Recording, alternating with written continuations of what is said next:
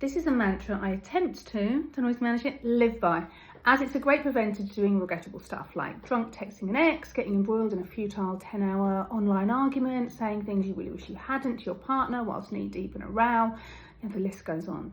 So is it easy? No, because when our amygdala is hijacked, we feel totally justified in doing or saying the thing we do in the moment.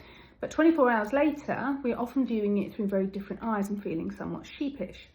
And when we are triggered, we go into one of the 4 physiological defense mechanisms: fight, flight, freeze or fawn.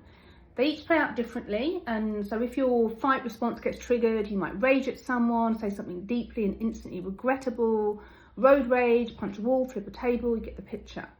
If flight is triggered, we panic, we instantly catastrophize, imagine the worst case scenario, and might even accuse someone of exactly that, act immediately when we don't need to, panic buy, obsess and lose sleep.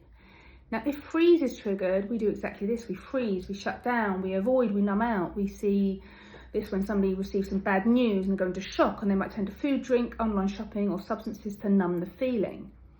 Now, if fawn is triggered, we experience fear and powerlessness, and we can twist ourselves into a people-pleasing pretzel, dropping our boundaries faster than a hot coal and saying yes to something that if we'd only given ourselves 24 hours to sleep on it, would most likely have been a no.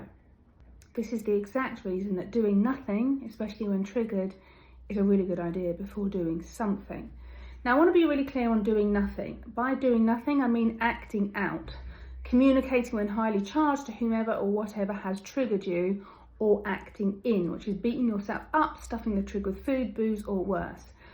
Obviously, getting support, speaking to someone safe, reasoning things out, and giving yourself the time to process before responding to triggers are all really good things to do for you.